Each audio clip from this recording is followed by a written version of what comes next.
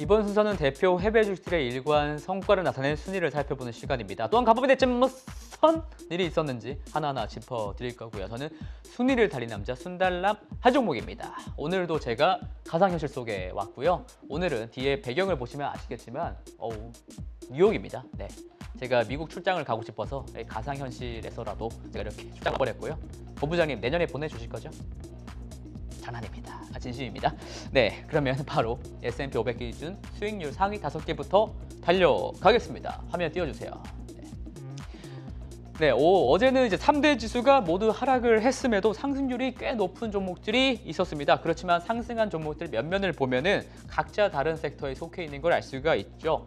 1위부터 호텔 카지노, 2위는 전자상거래, 3위가 태양광, 4위와 5위는 각각 의류와 자동차 기업입니다. 그러니까 개별 이슈들로 조금 보이는데 우선 많이들 관심이 많으신 애쉬 설명 바로 들어갑니다. 우선 애쉬의 주가 차트를 보시면요. 상대적으로 견고한 모습을 보여주고 있습니다. 지난 1분기 실적 발표 이후에 주가가 급락을 했어서 저기 음봉 보이시죠? 급락을 했었는데 어느새 반등에 어느 정도 성공을 하는 것 같고요. 게다가 최근 같은 나스닥 약세장 속에서 중형주에 속하는 기술주 애쉬가 이 정도 방어력이 있다는 게 대단해 보입니다. 이런 이유로 꼽히는 것은 결국 실적 때문이겠죠. 앞으로 실적이 더 좋아질 것이라는 예상 때문인데 바로 크리스마스 할리데이 시즌이 곧 시작되기 때문입니다. 미국 기준으로는 11월 말부터 보통 할리데이 시즌이라고 하는데요. 한국에서도 막 빠르면 11월부터 크리스마스 트리 설치하고 거리에 나가면은 캐롤송, 머라이어 캐리 노래 나오고 하잖아요. 어쨌든 이 시즌 때 쇼핑을 많이 하니까 호재라는 거고요. 그런데 쇼핑을 많이 하긴 하는데 이번 할리데이 시즌도 역시 전자상거래를 주목해야 한다는 게 전반적인 의견입니다. 근데 팬데믹도 거의 끝나가고 지금 백신도 맞고 위드 코로나 상황인데 뭔 전자상거래냐라고 하실 수가 있는데요.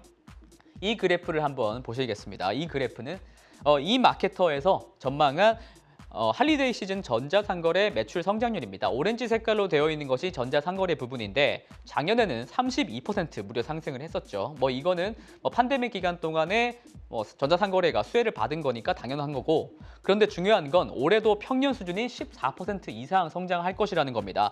작년에 저렇게 뛰었던 걸 감안하면은 올해는 성장률이 조금 미진할 것이라고 좀 보였었는데 아니라는 거죠. 이렇게 되는 이유에는 팬데믹 기간이 벌써 1년 반 이상을 넘어가고 있고 그만큼 사람들이 온라인 쇼핑에 대한 경험을 오랜 기간 지속을 했었기 때문에 이렇게 새롭게 형성된 습관들을 쉽게 떨쳐내기가 쉽지가 않다는 겁니다. 쉽게 말해서 미국 사람들이 온라인 쇼핑이 너무 편한데 왜 이제껏 안 했나? 계속 해야겠다라는 겁니다. 그렇다면 또 이런 생각을 하실 수가 있습니다. 할리데이 시즌은 11월 말부터라더니 뭔 벌써 호들갑이야? 라고 말이죠. 그런데 최근 몇 년간 미국에서는 할리데이 시즌에 맞춰서 배송을 딱 제때 받기 위해서 좀 더 일찍 쇼핑에 나선다고 합니다. 이건 온라인 쇼핑이 가능해졌기 때문이라네요. 실제로 이 그래프에서 나타나듯이 10월 첫째 주부터가 할리데이 시즌을 맞아서 전자상거래가 폭증하게 되는 시기라는 겁니다. 페이스북 조사에서도 전체 소비자 중에 20% 정도는 10월에 쇼핑을 시작했다고 하네요. 그런 측면에서 지금 벌써 10월 중순이죠. 시간이 너무 빠릅니다. 네.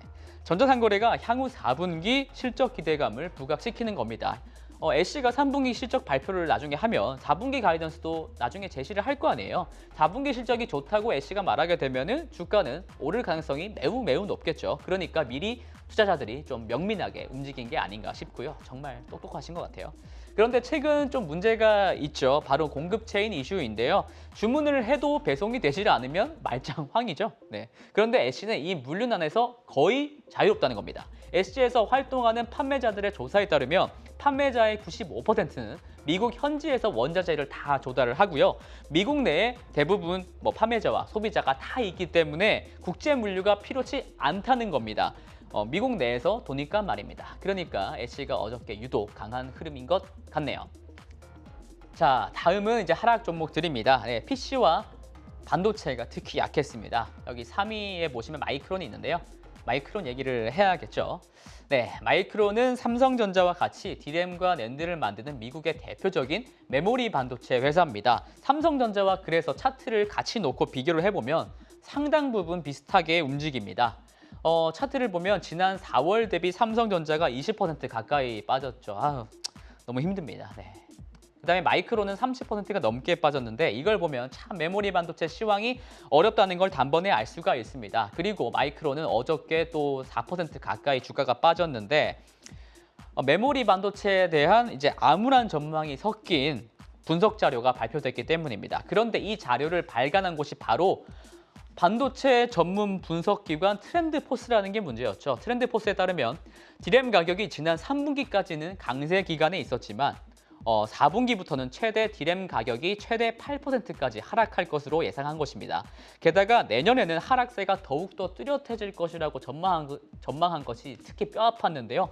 D램의 내년 공급 증가율은 18%에 달할 것인데 문제는 이미 고객사들의 재고가 너무 많이 있다는 게 문제라는 겁니다. 또한 내년 수요 증가율은 16%에 불과하기 때문에 다시 말하면 D램이 내년부터는 초과 공급인 상태로 될 거라는 전망입니다. 메모리 반도체가 사용된 시장을 크게 세 가지로 구분 지을 수가 있죠. 첫 번째는 모바일 스마트폰 시장, 두 번째는 PC 시장, 그리고 마지막으로는 데이터 센터용 서버 시장이 있습니다. 먼저 모바일 시장은 칩 부족 사태에 아주 골머리를 앓고 있습니다. 외신 브리핑에서도 잠깐 언급이 됐었지만 애플이 아이폰 13에 대한 생산량 주문을 줄이기 시작했고요. 삼성전자도 저번 달에 신제품 출시 계획을 취소하기도 했었습니다. 그리고 컴퓨터 판매량도 줄어들고 있다는 게 문제입니다. 네, 이 막대 그래프를 보시면 형광색으로 되어 있는 막대 그래프 보이시죠? 이 막대 그래프가 분기별 컴퓨터 판매량 성장률인데 지난 3분기를 보시면 뚝 떨어졌죠? 코로나 시국 때 원격 수업이다, 재택근무다 이렇게 컴퓨터 판매가 활발했었는데 사람들이 일터로 복귀하니까 이런 사태가 벌어지는 겁니다. 그리고 마지막으로 남은 것이 가장 중요한 데이터 센터용 서버 시장입니다. 그나마 좀 다행인 점은 내년에 인텔의 신제품이 나온다는 겁니다. 이게 중요한 이유는요. 인텔이 새로운 CPU를 내놓게 되면 CPU의 연산을 돕는 역할을 하는 게 D램이거든요. 이 D램도 같이 업그레이드를 해줘야 한다는 겁니다. 저기 빨간색으로 박스에 놓은 걸 보시면 DDR5라고 적혀 있죠. 저게 D램의 새로운 신제품인데요. 트렌드포스도 그래서 내년에 서버용 D램 시장에서는 수요가 그나마 가장 크게 오를 것이라고 전망을 좀 밝게 했습니다. 삼성전자나 마이크론이 인텔 덕을 좀 볼 수 있을지 기대를 안 할 수가 없겠네요. 잘 좀 됐으면 좋겠네요. 네. 자, 이번에는 순달람의 메인 코너입니다. 네, 이번 주 첫 번째 순달람이니까요. 미래에셋증권을 이용하시는 모든 고객분들께서 선택하신 10종목 바리바리 쌓아들고 왔습니다. 증시 방향이 워낙 오락가락해서 새벽에 일어나서 장고를 보면 뒤통수를 크게 얻어맞은 듯한 느낌이 드는 요즘인데 과연 여러분들의 선택은? 네, 한번 보시면요. 또 이런 주는 처음인 것 같습니다. 10개 종목 리스트에 단 하나의 중국 관련 주식도 없어요. 전부 미국 증시 기업들로만 채워져 있고요. 중국 주식의 성과에 지쳐서 그런 것도 있겠지만 그만큼 미국 주식에 대한 관심이 더욱이 지대하는 걸 알 수가 있겠습니다. 그리고 또 눈에 띄는 것은 최근 몇 주간은 고객분들께서 ETF를 많이 담는 거라는 겁니다. 모두 5개의 ETF가 조금 들어가 있는데 그중에서 4가지는 전부 레버리지 상품들이에요. 저가 매수세에 참여하신 분들의 공격적인 면모가 그만큼 보이고요.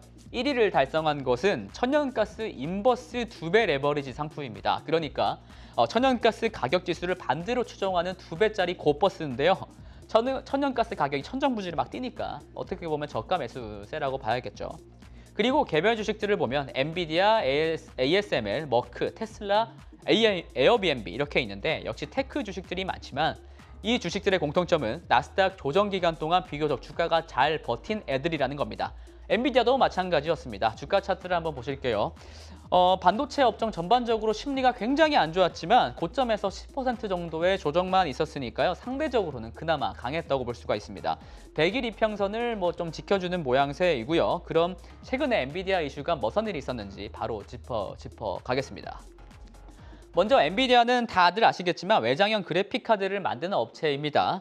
점유율을 한번 보시면요. 최근 2인자 AMD와의 점유율이 몇 년 동안 더 벌어지고 있습니다. 저번 2분기 기준으로는 무려 엔비디아가 83%의 점유율을 달성을 했습니다. AMD는 이 정도면 거의 체면치레만 하고 있다 정도로 보이는데요. 그런데 이 외장형 그래픽 카드가 올해 내내 공급 부족인 상태라는 거죠. 이 차트는요. 유럽, 독일에서 그래픽카드가 실제로 거래되는 판매 가격 추이를 나타낸 차트입니다. 그러니까 권장 소비자 가격이 아니라 거기다 웃돈을 붙여서 실제로 살 수 있는 시장 가격이라는 거예요. 지난 5월 중순에 보시면은 그 초록색 보시면 막 미친 듯이 올라가 있죠. 비트코인 채굴 광풍으로 그래픽카드 가격이 크게 올랐다가 그리고 좀 빠지는가 싶었거든요. 그런데 최근 스멀스멀 다시 그래픽카드 가격이 오르고 있다는 겁니다. 여전히 권장 소비자 가격보다 70%에서 최대 80% 가까이 비싸게 팔리고 있다는 건데 이 말인즉 여전히 초과 수요라는 말이고요. 만들면 팔리는 수준이라는 겁니다. 한편 인텔도 이러한 공급 부족인 외장형 그래픽카드 시장에 21년 만에 복귀를 선언했습니다.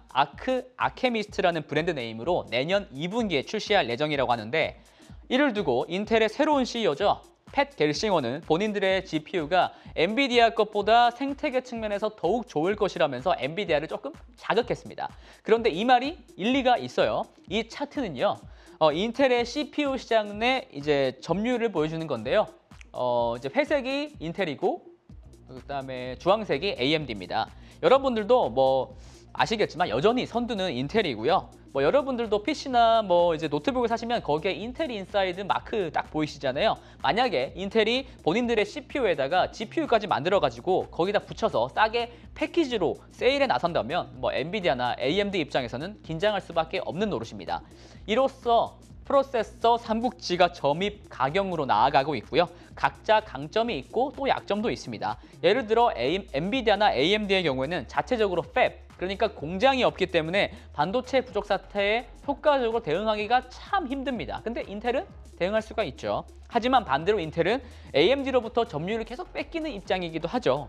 그리고 엔비디아의 가장 큰 약점으로는 CPU 쪽에서는 뭐 존재감이 아예 없다는 건데 그래도 필살기가 하나 있긴 있습니다. 그게 바로 ARM 인수권이죠. 이를 위해서 엔비디아는 현재 유럽 반독점 심사 규제 당국에 ARM 인수를 좀 승인해달라고 설득을 좀 하고 있습니다. 심지어 엔비디아는 본인들이 조금 양보를 할 테니 좀 승인해달라고 이렇게 쪼르고 있는데요. 설득이 통할지 안 통할지 아니면 추가적으로 조사에 더 나설지는 유럽 집행위원회가 이번 달 27일까지 결정해야 합니다.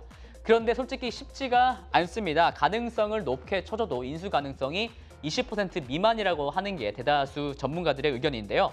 삼성전자, 테슬라, 아마존까지 엔비디아가 ARM을 인수하는 걸 결사 반대하고 있기 때문입니다. 사실상 불가능에 가까운 것을 가장 잘 알고 있을 애들은 엔비디아 본인들이거든요. 그런데도 이렇게 밀고 나가는 걸 보면 어디 뭐 믿을 구석이 있는 건가라고까지 생각이 드는데 만에 하나 인수에 성공하게 된다면 프로세서 삼국지를 통일하게 되는 거는 엔비디아가 될 가능성이 제일 높아 보이네요. 흥미진진하게 지켜보시고요. 그러면 저는 내일 또 열심히 달리겠습니다. 이상 순달람이었습니다.